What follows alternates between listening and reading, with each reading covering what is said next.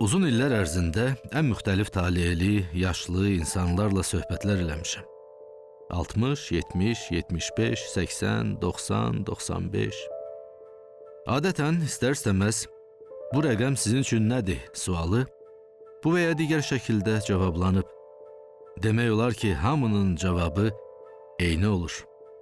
Bir an kimi keçdi həyat. Və elə həyatlar, anlar da olur ki, bir-birindən maraqlı tarixçələrlə, hadisələrlə doludur. Bir televiziya söhbətinə sığmayan kitab kimi. Həsən Həsənovla müsahibəni hazırlayanda montajçıdan xronometrajı, yəni vaxtı soruşdum. Cavab 85 dəqiqə. Qəribədir, bir neçə gün əvvəl ağlımdan keçmişdi ki, bəlkə Həsən müəllimin yaşına münasib olaraq proqram 85 dəqiqə alınır. Görünür, heç nə təsadüfən olmur. Hər şey yazılıb və biz öz taleyimizi ömür adlanan ssenarini yaşayırıq. Hərə bir cür. Həsən müəllimin proqramın birinci hissəsində dediyi kimi həyat elə budur. Mübarizə, mübarizə, mübarizə. Necə deyərlər, hər kəs haçansa oxuyacağı kitabı yazır.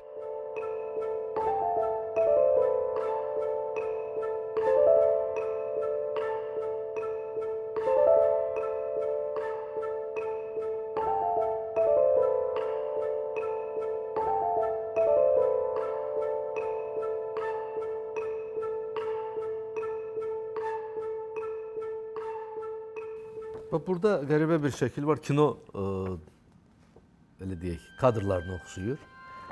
Mən nə üçünsə çox xoşuma gəlir. Siluetlərdir burada. O bəzi filmlərdə həmin dövrü, məsələn, Əhməd haradadır və s. filmlərini xatırladır mənim üçün. Bax, bu dövr mənə gəlir, çox maraqlıdır mənə şəxsən. Biraz sirri var orada mənim üçün həm də. Bu hansı dövrdür? Bunu sizdən soruşmaq istəyirəm. Bu, deməli, mən Oktyabr rayonunda katib olanda, bu indiki Komsomolda işləyəndə yəni. Bəli, Komsomol. Dram teatrının qarşısında Füzulinin abidəsidir. Sonra ortada balaca belə bir yaşıl ada şəklində vardı. Oran planirovka dəyişik. O adaların birində kafe düzəltmişdilər. Mən də həmin vaxtı Moskvada olmuşdum. Moskvada Malajojny kafe adlı açmışdılar. Ki, gəncləri deməli spirtnidən, sonra alkogolikdən uzaqlaşdırmaq üçün xüsusi komsomol gecələri kafelərdə keçirdirdilər ki, araq olmasın, hətta şaxır olmasın, yüngül şampanskilər var idilər. Mən də məsələ qaldırdım Raykom Partiyanın katibi qarşısında, Yunus Mamedov idi katibimiz. Onun qarşısında o da göstəriş verdi, o restoranı bağladılar içərdə, verdilər bizim sərəncamımıza. Gündüz onlar yüngülvarı kafe kimi işləyirdilər. Axşamı da biz xüsusi dəvətnamə düzəldirdik. Gənclərə verirdik. Deməli, stolun da yeməyi çox sadə idi. Mən bunu təşkil elədim 63-cü ildə. Toyum da orada oldu mənim. Değil mi? Toyumuz bu kafede oldu. Komsomol toyu deyirdilər. Komsomol toyu oldu. Bizim toyumuz oldu yoldaşımla. Üzr istəyirəm, söz gəlib, yeri gəlib soruşum. Neçə nəfər iştirak edirdi toyda? 70 nəfər, 80 nəfər. Bütün qohum əqrəbə, hamısı bu qədər, elə mi? Qohum da var idi, tanış da var idi. Nə gözəl. Sonra mən demirəm, mən məşhur adam idim. Mən elə gəlindi də bu ənənəni tətbiq eləmək lazımdır. 50-60 nəfərdən çox toynaya lazımdır. Yığırlar bəzən 400-500 nəfər. Min nəfər izallar da var. Ağız deyəni qulaq eşit. Bəli, buyurun. Elə bu oldu da, yəni bu məndən sonra bir 70-ci ilə qədər fəaliyyət göstərdi. Bu da mənə həmin sanki bax burada olan adamlar da komsomol təəssüratı bu geyimlərindən. Bu Moskvada ki mən işləyirdim. Moskva fotosu. Bu Moskva fotosudur. Bu 4 nəfərik biz burada. Bəli. Bir nəfər də vardı, 5 nədənsə o burada yoxdur. Bu deməli Moskvada Komsomolun mərkəzi komitəsində Qazaxstan bölməsidir. Qazaxstan bölməsi.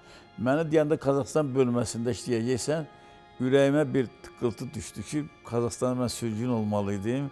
Gedib Qazaxstan görəcəm. Maraqlı. Çox ürəyim istəyirdi ki, gedəm o Xalamgilin Almata vilayətində Çilik adlı bir kənd var idi, orada yaşayırdı falan. Adı Çilik idi. Amma ürəyim gəlmədi getməyə, bilmirəm niyə getmədim mən oraya. Deməli, Moskvada işlədiniz, bir müddətdən sonra artıq gəldim.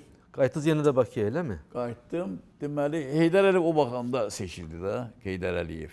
Artıq siz danışırsınız 69 bu illərdən, eləmi? 69-da mən Moskvada olanda Bakıda Sovet Yapon gənclərinin dostluğuna həsr olunmuş festival Moskva təşkil edirdi Komsomol. Bəli. Və orada təşkilat komitəsi yaratdılar, 3 nəfərdən ibarət.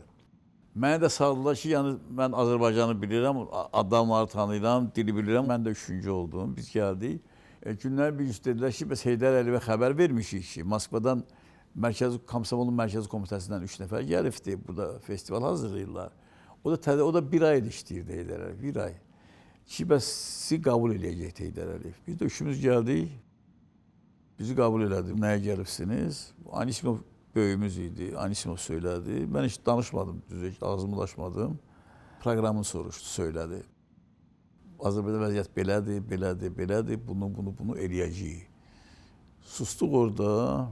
Biz 27-28 yaşında cavanlarıq. Heydər Əliyev artıq oturubdu orada. Özdə təzə gələndə Heydər bütün Azərbaycan onun haqqında danışırdı. Bütün Azərbaycan. Gündə hara getdi, haradan gəldi, kimi çıxartdılar, kimi qoydular.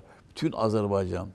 Ciddi dəyişikliklər. Çox ciddi dəyişikliklərdir. Çıxanda o Anisimov mənə dedi ki, Sluşi Qasam dediklərini eləyəcəkdi. Dedim, hə. Dedi, sən tanışsan bundan. Dedim, yox, tanışdığım yoxdur. Amma adını dedim, 5-10 il var ki, eşitmişəm ki, çox cəsarətli adamdır. Dedim, mən inanmıram. Bu dediklərini eləsə, SSR dağılacaqdır.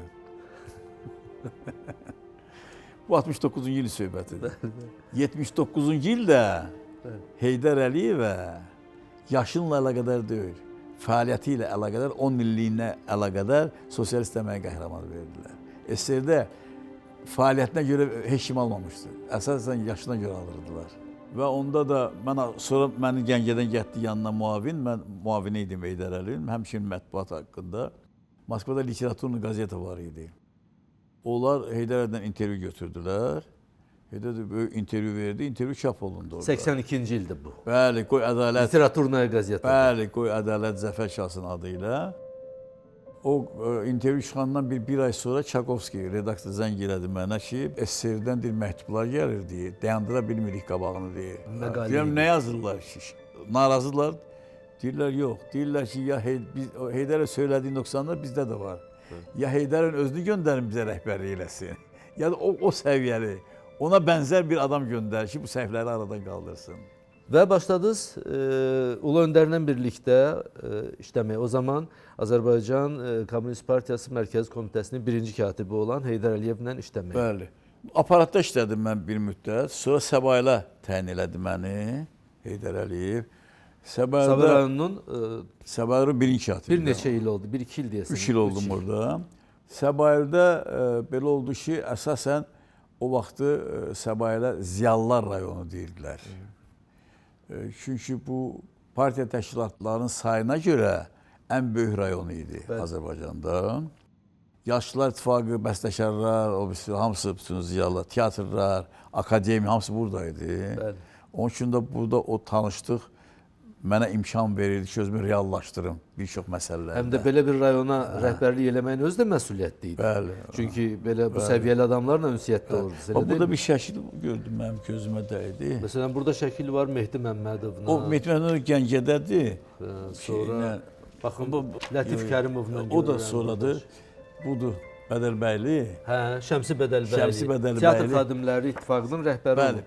Mən Tiflisdə olanda orada, biləsən Tiflisdə o vaxt qayda var idi. Mən Rus məktəbində oxuduğuma baxmayaraq 10 il ərzində 1-ci sinifdən 10-cu sinifa qədər gənc tamaşaçılar teatrına abonement verirdilər bizə. Daha doğrusu aldırırdılar. Alırdı, pulla alırdı. Həm Rus məktəbində oxuyuq, həm Gürcü teatrına gedirdik biz. Həm Rus teatrına gedirdik. Və orada Gürcü teatrının günü keçirilirdi. Teatr günü. Teatr günü. Milli teatr günü. Mən Səbayla gələndə, onda 26 Başkomissar rayon adlanırdı. Teatr cəmiyyəti də orada yerləşirdi. Şəmsi Bədəlbəyli. İndi aktyor evi deyilir. Bəli, orada otururdu. Şəmsi sədri idi teatr cəmiyyətinin. Anar da müavini idi. Mən bunlara demişim, bəs belə Tiflisdə bunu qeyd edirlər. Çox təntənə ilə. Biz daha qeyd eləmirik. Onda mən ilk dəfə bu ideyanı verdim Və biz həmin o teatr bina durur da indi də. Bəli, bəli. O binada, Əgər həmin binadırsa durur. həmin binada keçirtdik. Mən burada Onu gördüm keçdik. sizin Niyazi ilə şəkliniz var, Ziya Bünyadovun şəkliniz var. Ən Biz müxtəlif çox adamla Bəli, vardı. bəli. Mehdi də vardı. O Mehdi. Mehdi Məmmədovla, Ziyalılarla- Bəxtiyar Vahabzadə ilə şəkillərinizi Hamı ilə gördüm. şəklim vardı. Onlar əsas şəkillər Səbaildə işlədiyim dövrə aiddir. Bəli. Səbaildə işlədiyim dövrə aiddir. Həmçinin o Nizaminin poeziya günüdür. İlk dəfə orada Nizami poeziya günləri keçirdik biz.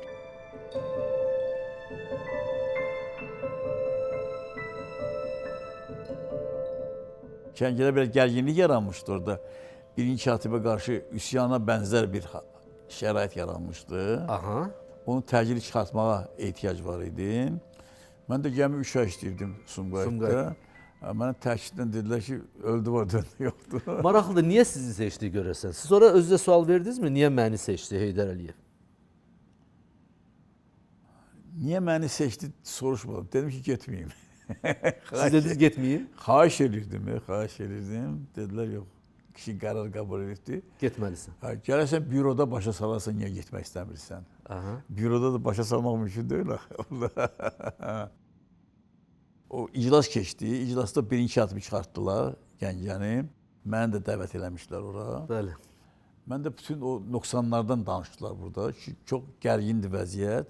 Təcili şəhərdə sağlamlıq iş aparmaq lazımdır. Siyasi sağlamlıq, mənəvi sağlamlıq iş aparmaq lazımdır. Və onun üçün bunu çıxartdılar. Sonra da mən sual vermədim. Heydərov dedi ki, iclas qutarandan sonra tək qaldıq biz. Heydərov dedi ki, bax bu Həsənə biz deyirik ki, get. Bu da özü deməmişdi də, əsas şöbə müdürüdür. Bəli. Bu da imtina eləyir. İndi bu rəsmi şəkildə büroda hamımızın yanınızda desin ki, bu nə səbəbdən oraya getmək istəmir. Mən də getmək istəməmin səbəbi nə idi? 38 yaşındaydım mən. Özümü o qədər də belə güclü hələ puxtələşmiş, hər tərəfdən hazırlıq adam saymırdım. Bilsənmi? Hesab edirdim ki, hələ pişməliyəm, hələ öyrənməliyəm. Gəncə isə artıq eksperiment düşün şəhər deyil. Böyük şəhərdir. Heydərov dedi ki, bu desin görə niyə getmək istəmir? Mən dedim, deməyək, gedirəm. Getdiniz. Getdim. Və uğurla da işlədiniz Gəncədə. Oradan tərdən özündən muavin götürdü məni Heydər Əliyev. Birbaşa Gəncədən Mərkəzi Komitənin katibləri muavin kimi sayırlar. Ulu Öndərin bax Gəncə səfərləri var burada. Bu odur mu? Bax budur tutaq. Elədirmi? Hə, budur. Bax Gəncəyə Heydər Əliyevin o vaxtı Gəncə əsas bir nömrəli məsələ, sən biləsən də. Bəli. Mən sonra mənim adım deməli bağlayırlar abadlıqla, kərpiçlə, tədbirlərlə. Amma bir nömrəli məsələ Heydər mənə dedi ki, insanları özünə yaxınlaşdır. Aha. Yaxınlaşdır. Sırf mənəvi baxımdan Doğmalaş xalqla, əhali ilə doğmalaş ilə. Yəni bütün bu işlər tədbir naminə deyildi Gəncə dilədiklərim. İnsanlarla ünsiyyət yaratmaq, insanlar tərəfindən qəbul olunmaq. Mən gələndə deməli onda qayda var idi belə, hər həftənin birinci günü, bazar ertəsi zəhmətkeşlərin qəbul günü sayılırdı. Səbaildə də mən belə aparırdım, Sumqayıtda da, orada da dedim. Dedilər, neçə nəfər yazaq? Dedim, adətən neçə nəfər gəlir ki, o qədər də yazın da. Yox, deyir, belə də 10-15 nəfər gəlir. Dedim, 15 gəlsə, onda neçə gəldi, o qədər də yazın. Sonra soruşdum, nə qədər yazdı? Dedi, 100 nəfər yazılıbdır. 100 nəfər. Bu 100 nəfəri qəbul elədim mən. bir gündə. Bir gündə də gecə saat 2. O birisi bazar ertəsi isə 400 nəfər yazıldı. O birisi bazar ertəsi 600 nəfər yazıldı. Mən 2 ay ərzində yanvarın 16-da seçildim. Fevral-mart ayında təxminən mənim kabinetimdən 4000-5000 adam keçdi. Hamısını dinləmək var, dərdlərinə Dinləməkdən başqa da çarə eləməyə çalışmaq deyim, var. mən necə eləyirdim. Bu çox vacibdir indi mən bu gənclərimizə demək üçün istəyirəm bilsinlər. Deməli bu şikayətçiyə deyirdim ki, bunu yazanda ki, gəl bu zavoddan hansısa gəl. Kimlərin mənim görüşümdə kimlərin adını çəkəcəkdirsə, hamısının adını desin. Bu yazan deyir, sən mənim bir də bu 15 nəfər dedi. Dedim, 20 nəfər desin. Sənin nə işin vardı ki? Neçə 50 nəfər deyir. Sən yazsan 50'sini də çağırırsan. Başa düşürsən? İzahat işləri gedirdi və s. Bəli. Bax burada məsələnin mahiyyəti ondan ibarət ki, yəni arxada danışmaq, qeybət qırmaq, sonra böytan atmaq söhbəti getmir. Üz-üzə otururdu şikayətçi ilə məsuliyyət daşıyan şəxs. Bax bunların hamısı demək bir şikayətçi əgər mən qəbul edimsə 3000 şikayətçi, onun dazında demək 30 min adam gəlmir kabinetdən keçirdi. Bax əsas əhali ilə doğmalaşmaq prosesi bu qəbullarda gedirdi. Yorulurdunuz yəqin. Yox, yorulmurdum. Heç bezmirdiniz? Bezmirdim, yox, heç bezmirdim. Düzdür, indi cavanlığınız da kömək eləyib sizə. Cavan vaxtda adam axır. İndi də maşallah cavansınız, amma o zaman 38 yaş deyirsiniz də, enerjili vaxtınız olub. Bax bu şəkil. Bu nə şəkildə? Bax, mən bu üzr istəyirəm, bu məşəllə gedirsiniz. Bu nə şəkil? Hansı dövr əhatə edir? Bu deməli indi artıq məlumdur Gəncədə yaşayanlar, kənarda gələn bilirlər. Yeni Gəncə məhəlləsi vardı. Bəli, indi xeyli böyüyüb. Ora Quru Qobu adlanırdı. Quru Qobu idi o yerdə. Heç nə yox idi orada. Heç nə yox idi, Quru Qobu idi. Bir dənə qobu var idi belə, ikisinin arasında. Orada mən deməli, bu şəkil, o indiki park vardı, Heydər Əliyev park. O parkı saldıq. Fevral ayında. Bunlar yan-yanadılar da, qobu da ortada, avrakdır, qobu da ortada.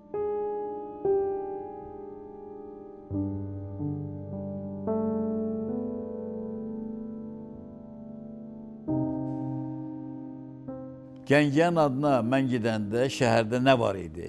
Bir dənə univermaq, Gəncə. Bir dənə mehmanxana, Gəncə. Mərkəzdəki. Və bir də balaca belə bir 200 metrə uzunluğunda küçə, Gəncə. Başqa Gəncə yox idi. Kirovabad və salam, bu da Kirovabaddır. Mən isə Gəncə sözünü dəbə salmağa başladım, nətərim. Mən işlədirdim ki, çıxışlarımın hamısında Qədim Gəncə və Sosialist Kirovabad. Bu Gəncə məscidləridir mən bildiyim qədər, hətta üstündə də qeyd olunubdur. Gəncədə mən gedəndə 2 dənə dağılmamış məscid var idi. Qalanlar hamısı dağıdılmışdı. Bu da deyəcəndə, biri Şah Abbas məscidi, əsas məscid. O məscidi deməli 60-cı ildə qədər o məscid kimi fəaliyyət göstərirdi. O məscid, Şah Abbas məscidi. 60-cı illərdə adını qoydular ki, restavrasiya edirik. Və məscid funksiyası dayandırıldı ki, restavrasiya olur. Restavrasiya olandan sonra da ora oldu muzey. Və Gəncənin də deməli əsas məscidi bir Qazaxlar məscidi qalmışdı. Qazaxlar? Adı öyle məscidin adı Qazaxlardır. Mən də şəhərdə çox gəzirdim, düzü deyim sənə, biləsənsə. Piyada da çox gəzirdim, maşınla da gəzirdim. Yəni çalışırdım şəhərin hər yerində mən olum ki, yerli əhali bəlkə qəflətdən çıxıb söz desinlər, xahişləri olsun. Deməli, bir məhəllə getdim. Orada bir nəfərdən söhbət eləyirdim, necəsən, nətərsən. O and içəndə Azərbaycanlarda indi azalıbdır. Məscid haqqı sözü and var idi bizdə. Bəli. Mənim gənclik yaşımda məscid haqqı, Quran haqqı belə andlar var idi. İndi deyəsən cavanlarda o andlar yoxdur. Şeydə də var, bəzi bölgələrimizdə məsələn müəyyən seyidlərin, bu dedi pirlərin dustaq məscid haqqı. Dustaq məscid haqqı. Dedim, nə dedin? Deyir, dustaq məscid haqqı. Dedim, dustaq məscid haqqı nə deməkdir kişi? Dedi, Həsən müəllim, gedək mən sənə göstərim bu kişi, yaşlı kişi idi. Məhəlləmizin məscidini göstərim. Dedim, gedək. Getdik, gördük ki, bir kafedir. Şüşədən kafelər var idi vaxtı. Dedi, baxın. Baxdım, gördüm bu şüşə kafe. Dağıdılmış məscidin bir hissəsini tutur. Girdim məscidə, gördüm içəridə at saxlayırlar və araq yeşikləri vardı orada. Ambar kimi var. Yəni, özü binasını burada tikibdi. Onu da deməli, ambar kimi də binada. Amma məscidə hələ də and içirlər, görürsünüz? Cəmaatın yaddaşı. Dustaq məscid haqqı. Bu deyəndən sonra mən tez tapşırıq verdi ki, bütün şəhərdə olan belə uçuq, sağlıq məscidlərin siyasını tutun, mənə verin. 8 ya 9 bu vəziyyətdə olan məscid vardı. Qazaxlardan başqa. Qazaxlar yəni fəaliyyətdədir. Getdim, mən hamısını gəzdim. Bu, deyim sənə ki, fevral ayı idi deyəsən, yəqin. Və göstəriş verdim ki, qısa müddətdə hamısı azad olunmalıdır. Kafes sökülməlidir. Birində ailələr yaşayırdılar. Meşidin birində. Otaq-otaq bölmüşdülər içərisini. Ailə yaşayırdı. Birində tikiş fabrikası yerləşdirmişdilər. Birində maşınların bakışkaları var ha. Onları saxlayırdılar. Bax, belə idi meşiddə. Hamısını gəzdim. Yanımda da bütün işçilər götürdüm. Kim bunun bərpasından məşğul olacaqdır. Və göstəriş verdim. Bütün şəhərdə tikinti, abadlıq işləri dayandırılır. Ancaq meşiddə ki, bir 10 günə, 15 günə biz gəlib bunların hamısını düzəldək. Məndə sual doğur. Bağışlayın, sözünüzü kəsdim məsələn. Sovet dövründə bu məscid anlayışına bir qədər münasibət bir mənalı deyildi. Və siz ehtiyat eləməzdiniz və yaxud da ki, sizə bir təpki gəlmədi buna görə ki, məsələn, Moskvadan, digər yerdən ki, ideoloji nöqtələrdən ki, sən niyə bundan məşğulsun? Nəzərə alaraq ki, mən rəsmi bunu bəyan eləsəm, mənə qadağa qoya bilərlər, mən heç kimə demədim. Risk deyildi, bu heç kimə deməmək deyildi. Böyük risk idi. Və günlərin bir günü gəldi, işçilərim deyirlər ki, Həsən müəllim, xəbəriniz var ki, Xomeyni Gəncəyə gəlir. Bu 80-ci ildir. Demədə, Xomeyni 79-da hakimiyyətə gəlmiş. Dedim, necə Xomeyni gəlir? Deyir, hə, bütün şəhər danışır ki, Xomeyni gəlir. Şəhər danışır, amma siz bilmirsiniz. Mən bilmirəm. Bu dövlət təhlükəsizliyinin başçısı ki vardı, Adnaydı adı. Sabir Adnayevin atasıdır. Gəncədə, Gəncə bölməsinin. Gəncə bölməsinin şəhəri. Çağırdım adına bayılmış, bəs bu nə məsələdir?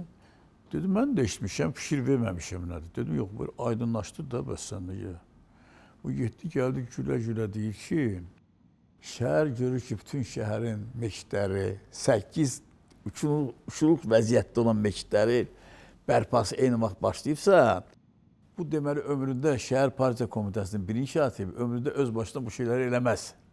Yəni Xomeyni gəlir deyə Moskvadan göstəriş gəlibdi ki, icazə veririk, meşidləri bərpa eləyin. Bərpa elədim. Bəzilərinin kümbəzi xarab olmuşdu. O kümbəzə vaxt lazım oldu biraz. İçərisində elədik kitabxana, sərgi salonu, uşaq poliklinikası, aptek ki, yiyəsiz qalmasın.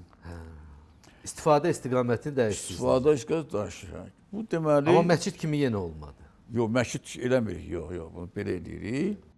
Bu gündən bir Heydərov gəlməlidir Gəncəyə. Mən də hara baxacaqsı proqramını göndərmişəm. Köməkçisi var idi Arif Mustafayev. Deyir, Arif deyir, Həsən, bəs göstərdim kişiyə. O dedi, bəs Həsən orada meşidləri bərpa edibdi. Bu meşidləri niyə proqrama salmayıbdı? Mən də hələ stressdəyəm da. Dedim, Arif, baxın, mən meşid bərpa eləməmişəm. Deyirlər, necə eləməyirsən meşid bərpa? Hamı danışır ki, sən parta-parta meşid bərpa edibsən. İnsan mənisi bərpa eləməyibsən. Dedim, yox, biz sərgi salonu eləmişik, poliklinik eləmişik. Deyirək, onlardan gedir də söhbət. Dedim, bəs kişi nətər hiristi dedi. Dedi, yox, əksinə, çox xoşla dedi. Sonra xəbər tutdum ki, Zərfə xanımın işlədiyi idarənin işçiləri gəlmişlər bura. Onlar görmüşdülər. Onlar Zərfə xanıma deyiblər. Ki, Həsən orada meşidləri bərpa edir. Zərfə xanım da biləndə ki, Heydər Əliyev gedir Gəncəyə, ona deyib ki, Gəncəyə gedirsənsə, Həsən orada meşidləri bərpa edib, onlara da bax ki, ilə. Yəni Heydər Əliyev gəldi, sözsüz ki, bütün məndə gərginlik çıxdı və Heydər Əliyev demədi sən niyə öz başlığa edibsən. Çoxsu indi meşid kimi istifadə olunur onların. Baxın, siz inşaatda işləmişsiniz, tikintidə işləmişsiniz, elədirmi? Daha çox belə deyək, elmi belə deyək, fəaliyyətə meyilli adamsınız. Düzdür, təşkilati işlərdə artıq bir çox sınaqlardan keçdiniz, elədirmi? Və birdən-birə ideoloji iş üzrə katib. Bu həm böyük etibar, etimaddır. Çünki ideologiya hər şeyin kökündədir yanında, elədirmi? Bəli. Bax, bunun səbəbi nə idi?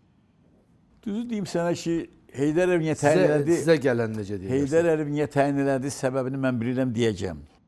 Mən niyə bunlardan baş çıxartdım, onu dəqiq deyə bilmərəm. Necə oldu baş çıxartdım? Çünki mən 5 il Mərkəzi Komitənin tikinti şöbəsində işlədim. Bu şöbədən məni və şöbə müdürü müavini oldum. Bu vəzifədən Heydər Əliyev məni Səbayilə, yəni o vaxt 26 komissara göndərdi. Onda dedilər ki, ay bala, bu adam bütün günü tikinti ilə məşğul olur. Daşdır, sementdir, kərpiçdir, zavoddur, fabrika. Bu Bu gəlib 26 rayonda ziyalılarla, universitetlərlə, yaşlılarla, bəstəkarlar, akademik, bu necə Bütün işləyəcək? ittifaqlar orada yerləşir. Yazıçılar, bəstəkarlar, rəssamlar, mümkünlər. Bəli. Baş çıxartdım. Heydər Əliyev buradakı işimdən razı qaldım. Buradan məni keçirtdi Heydər Əliyev Sumqayıta. Sumqayıtda dedilər ki, 26-larda nə var idi işləmək? O vaxtın söhbətini deyirəm, o vaxtın ləhkəsindən deyirəm. Amma Sumqayıtda da kimya sənayesi. İndi qulaq asın. Dedilər ki, nə var orada? 26-larda bütün gün teatr zalı gəzirdi, dolanırdı. İndi gəlsin fəhlə sınıfından işləsin, görək necə işləyir. Yəni o başqa, bu başqa. Bu da oldu. Burada da işlədim. Gəncə. Buradan da getdim Gəncəyə. Gəncəyə gedəndə dedilər ki, nə var Sumqayıtda işləmək, fəhlə sınıfıdır da, nə deyirsən? Həmişə deyir ki, partiya deyəni biz eləyəcəyik. İndi oğuldursa gəlsin Gəncədə, Gəncəlilərdən baş çıxartsın. Bu niyə belə oldu, mən deyə bilmərəm düzü. Niyə mən bunları, bax, bu sınaqlardan necə çıxdım, nəyin hesabına çıxdım, nəsə dəqiq deyə bilmərəm. Amma məndə nəsə o fərqli situasiyaya hazır olmaq nəsə qabiliyyəti var ya. Və Heydər Əliyev məni götürəndə baş-başıya dedi, Həsən, heç bir təzə bir şey lazım deyil. Gəncədə necə işləyirdinsə, onun hamısını indi Respublika miqyasında elə. Və beləcə burada fəaliyyət göstərdiniz xeyli müddət. O vaxta qədər ki, o zaman Heydər Əliyev 82-ci ildə Moskvaya Heydər Əliyev Moskvaya gedəndən sonra 1983-cü ildə mən qərar qəbul elədim ki, biz beynəlxalq tədbir keçirdək Azərbaycan xəritəsi haqqında. Çünki xəritə, Azərbaycan xəritəsi yeganə mədəniyyət nümunəmizdir ki, bütün dünya tərəfindən bir Azərbaycanın məhsulu olaraq qəbul olunur. Çünki muğam da, sonra miniatyura da, o daha çox Təbrizlə bağlanır, xüsusən miniatyura. Muğam da ümumi şərq mədəniyyəti kimi, xərçələrdə ornament olduğuna görə o bir Azərbaycana bağlanır. Və qərar oldu ki, bunu yayda eləyim mən. Heydər Əliyev, ulu öndərimiz, o artıq Moskvada işləyirdi. Zəng elədim ona, dedim ki, bu illəri siz məzuniyyətə nə vaxt çıxacaqsınız? Dedi, sən neyinsə ki, mənim məzuniyyət vaxtımı? Dedim, biz xərçə özlə simpozium keçirmək istəyirik. Və istəyirəm, siz orada iştirak edəsiniz. Siz nə vaxt gələcəksinizsə, mən o vaxta salacağım. Dedi, mən sənə bir 3-4 günə deyəcəm. 3-4 zəng elədi, dedi ki, bəs avqustun falanından mən Bakıda olacağım. Həmin günə də mən o xərçə simpoziumu saldım. Heydər Əliyev iştirak elədi. O xərçə simpoziumu əslində bütün dünya bildirmək oldu ki, Azərbaycan mədəniyyətinin səhifələrindən biri vardı. Hətta UNESCO-nun baş katibi də gəldi o vaxtda, Mbow adında. Baxmayaraq ki, o vaxt biz UNESCO-nun da üzvü deyildi, BMT-nin də üzvü deyildi. Heydər Əliyev gəldi, ondan da görüşdü və biz onda UNESCO-ya hədiyyə verdik Əcəminin şəklini. İndiyənə qədər o Əcəminin xərçəsi UNESCO-da asılıbdır və Heydər Əliyev də getdi, o xərçəni də orada gördü. Mən deməli o dövrdə akademiyadan çox işləyirdim. Və Heydər Əliyev mənə tapşırmışdı ki, qərar vardı ki, bizim Azərbaycan tarixi çox cildli buraxılsın, sonra fəlsəfə tarixi çox cildli buraxılsın. Onların sənin məşğul olacağına, onunla məşğul olacağına. Maraqlı şey deyim sənə ki, bu fəlsəfə tarixindən məşğul olanları yığdın, aralarında ayrı seçkilik oldu. Deməli, rus dilində deyim, Azərbaycan dilində sonra sən tərcümə edəcəksən. Deməli, adı necə olacaq o cildliyin? Bir var, İstoriya Azərbaycanskay filosofiyi və yaxud İstoriya Filosofiya Azərbaycanı. Bir qism alimlərimiz deyirlər ki, bu çox cildli fəlsəfə tarixindən adı olsun İstoriya Filosofiya Azərbaycana, bir qism isə deyirdi İstoriya Azərbaycanskay filosofiyi. Fərqi nədədir bunun? Azərbaycanskay filosofiya Moskva meylilər etiraz edirdilər ki, Azərbaycanın özünün milli fəlsəfəsi olmayıbdır. Və onlar təklif edirlər ki, bu çox cildliyin adı olsun İstoriya Filosofiya Azərbaycanı. Yəni, Azərbaycan bir ərazi olaraq burada yaşayanlar fəlsəfədən əsərlər yazıblar. Həmin qaydada konflikt tarix üzrə yarandı. Çox cildli Azərbaycan tarixi haqqında əsər yazmaq lazım idi. İnstitutun direktoru da İqrar Əliyev idi. İqrar Əliyev ayağını dirəmişdi ki, 12-ci əsrə qədər Azərbaycanda bir nəfər də olsun türk əsilli adam olmayıbdır. Amma Mahmud İsmailov var idi onun müavini. O əksinə deyirdi. Və bunların ikisinin arasında açıq mübarizə gedirdi. Və düzüm ki, biləsən sən, hələ o dövrdə mən Mahmud İsmailovu dəstəkləyirdim. İqrar özünü Azərbaycan tarixinin sahibi sayırdı. Tamam. Heydər Əliyev gedəndən sonra məndən bir neçə də danos yazdı və məni çıxartdılar orada millətçi kimi. Dedilər ki, bu inşaatçı mühəndisdir, keçsin inşaat mühəndisliyi ilə məşğul olsun və məni Mərkəzi Komitə Tikinti şöbəsində müdir təyin elədilər. Tikinti şöbəsinin müdüründən sonra reorganizasiya oldu və onda məni təyin elədilər iqtisadi reforma üzrə Mərkəzi Komitənin katibi. Və deməli uzun müddət sonra bir çox hadisələr baş verdi. Hamımızın necə deyirlər, müəyyən yaşlı nəsil onları xatırlayır. Bu məşhur Roma papasıdır. Yan Pavel papasıdır. II-dir bu. Çox yüksək bir Roma papalarından biri sayılır bu. Bu deməli biz biznesmenlərlə işləyirdim baş nazir olanda. Biznesə cəlb edirdim mən onları. Biri mənə dedi ki, bəs sən İtaliyada gəlsən, mən sənə Roma papası ilə görüş təşkil edərəm. Mən dedim, yox. İtaliya səfərim var idi. Orada şirkətin biri dəvət eləmişdi məni. Və o həmin adam həm də baş nazir var idi. Baş nazirlə də mənim görüşümü təşkil elədi. Hələ də SSR də hələ qüvvədə idi də. Papanın maşını məni aeroportda qarşıladı, düz gətirdi Vatikana. İşimiz görüşdü, təkbətək. Neçə dəqiqə? Yarım saat olduq, gör necə oldu da. Bu özü belə oturdu. Mənə dedi ki, gəl burada otur. Üz-üzə yox, burada. Ki, bu da belə əyilirdi, qulaq asırdı. Sözləri mən dənə-dənə. Deməyimin də mahiyyəti nədən ibarət idi ki, ermənilər orada bəyanat verirlər ki, Roma papası deməli, erməni xristiyanlarını müdafiə eləmək üçün Qarabağın orada nümayəndəlik yaşayacaqdı və səfir təyin edir bura. Qarabağın da nümayəndəsini Vatikanda açır. Biz də onda dəqiq məlumatımız yox idi. Təhlükəsizlik sistemimiz də bizə elə şeylərdən hər halda mənə, baş nazirə məlumat vermirdi deyə.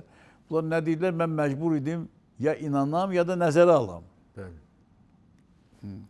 Dedim, bəs belə deyirlər, o belə bir şey dedi mənə. Deyir ki, mən sizə söz verirəm. Siz biləsiniz ki, mən ömründə heç bir xristiyanın xahişi ilə müsəlmanlara ziyan vermərəm. Bu, bunun sitadasıdır. Bu, real şəkildə dediyi məsələdir. Və söz verirəm sizə ki, heç zad olmayacaqdır. Mən sizi müdafiə edirəm. Torpaq sizindir. Mən də deməli, ancaq dedi, Allah qarşısında dua eləyə bilərəm ki, duamı qəbul eləsin.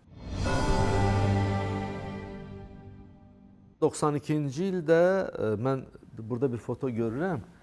Baxın, 92-ci ildə siz bu BMT-nin belə deyək, nişanı deyilmi? O Butrus Qar idi. Etimadnaməni verirəm mən ona. Butrus Qar. Bəli. Bu deməli Misirlidir.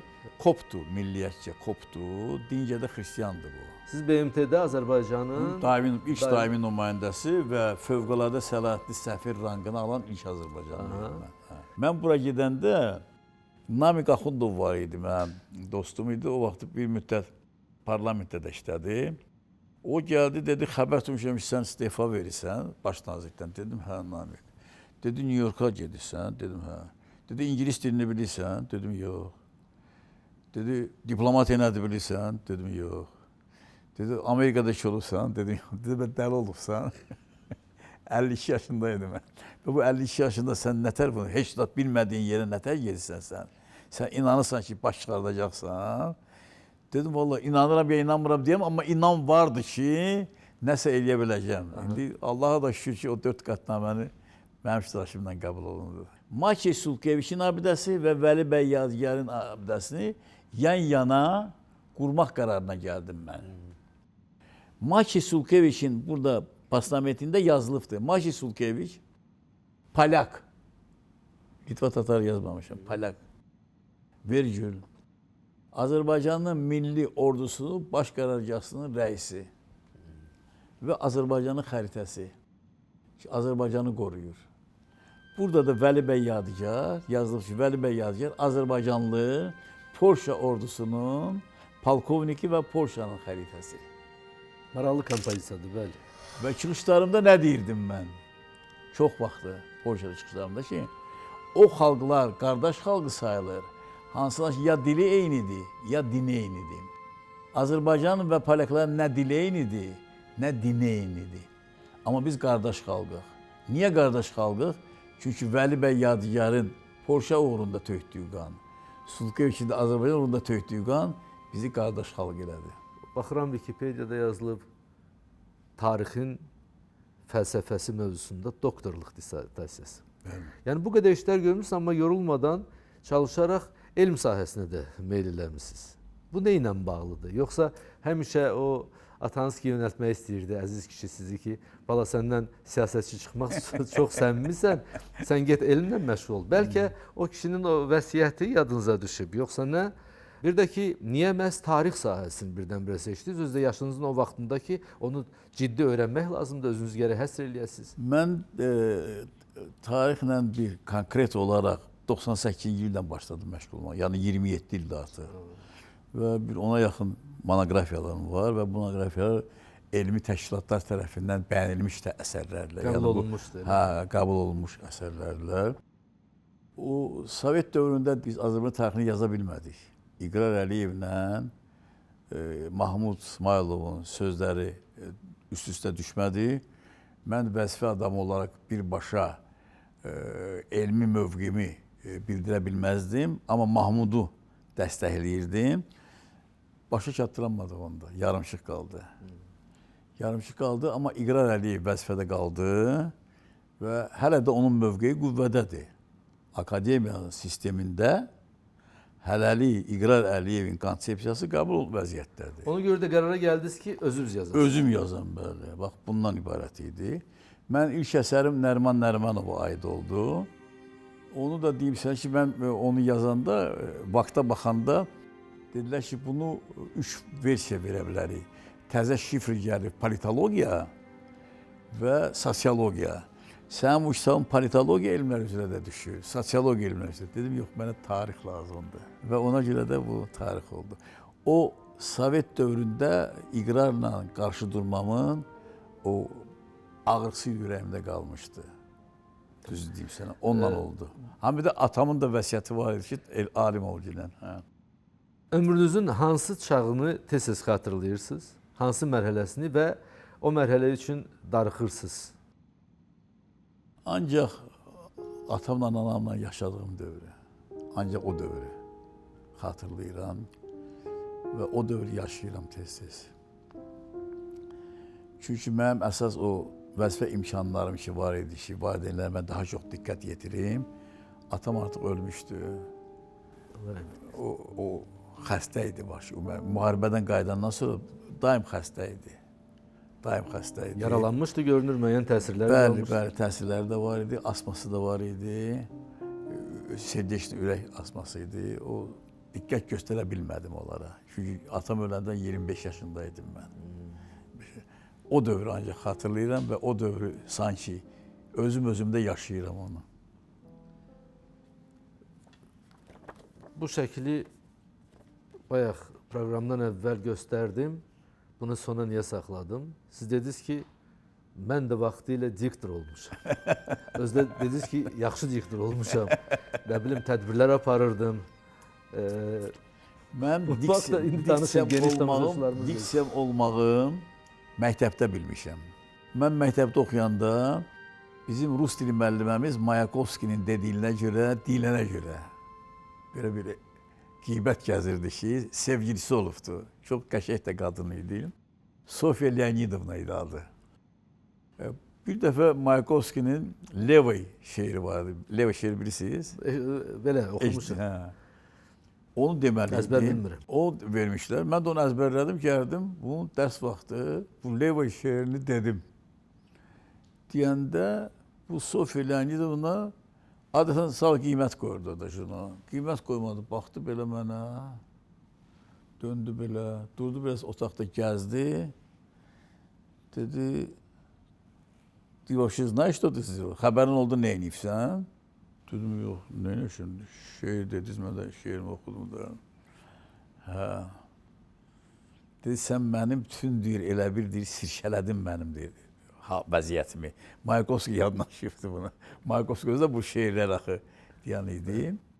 Sonra Komsomolda işləyəndə mən institutda, mənə çox tez-tez tapşırırlar bunları. Onda tez-tez partiya qərarları olurdu, komsomol qərarları olurdu və onları oxumaq lazım idi. Gənclər arasında təbliğ eləmək lazım idi. Bu da o tədbirlərdən biridir. Əlimdə nəsə bir qazet də vardı burada. Yəni partiyanın hansısa qərarını buradan deklamasiya edirəm. Uşaq vaxtda mənə yadımdadır ki, deklamasiya elətdirirdilər. Sonra mən rayon komsomol komitəsinin katibi olanda paradlar olurdu da. O paradları xüsusi olaraq yuxarıda xüsusi yer düzəldirdilər. Oradan, o lozunqlar oradan deyirdik biz. Misal deyirdik ki, Oktyabr rayonunun zəhmətkeşləri Qızıl Meydana daxil olurlar. Onları da aparmışsınız. Onların aparıcısı olmuşam mən, aparıcısı olmuşam. Sonra institutda da komsomol komitəsinin katibinin muavini olanda bir dəfə Leningrada getmişdik. Konsertin aparıcısı cavan qız idi. Libretta idi adı, libretta. O getdi, konkidə sürüşdü, xəstələndi, səsi tutuldu. Katib dedi, sən dedi, mən konsert aparanam mən. Dedi ki, apar günəndə get. Mən getdim və onda sadəcə aparıcı yox, Səməd Xunun şeirini Rusça oxuyurdum. Ya Xadil Papaləm, ya Mecluqov, Jurablini, o şiradlı Xradikov və ilaxırı. Onu deydim, Azərbaycan, sırada keçirdim bunların deməli mətnlərinə və konsertdə kimlər iştirak edəcəkdi. Hətta burada var bir şəkil, budur. Brejnev Bakıya gələndə, siz çıxış edirsiniz. Brejnev, çıxış deyil bu, Brejnevə Azərbaycan xalq adından məktub yazılmışdı. Onu siz də oxudunuz. Mənə Heydər Əliyevdəki verin Həsən olsun. Onda mən burada şeydə işləyirdim, Səbaildə işləyirdim. Burada məktub oxuyuram mən, çıxış deyil bu. Müraciət. Diksiya ilə belə gərək, sənə qədər olmasa diksiya, Brejnevin qarşısında dedizdirdilərsə nəsə var idi deməli. Həsən mənim çox sağ olun. Can sağ olun. Sizə uzun, sağlam ömür arzulayıram. Çox sağ olun. İndi də fəaliyyət göstərirsiniz, bildiyim qədər indi də, necə deyərlər, təqaüddə deyilsiniz. O mənada ki, böyük bir işlə Türk Dövlətləri Təşkilatının bir qurumunda Azərbaycan ağsaqqalı kimi təmsil edirsiniz. Prezidentimiz hörmətli İlham Əliyev təyin edibdir. Və bu sahədə də sizə yorulmaz, gərgin iş və gözəl fəaliyyət arzulayırıq. Can sağlığı arzulayırıq. Çox sağ olun. Çox sağ olun. Vaxt əsirlədiniz bizim proqrama. Siz də çox sağ olun. Biraz bəlkə çox danışdım, amma indi belə oldu. Təşəkkür edirəm. Çox sağ olun. Çox razıyam. Sağ olun.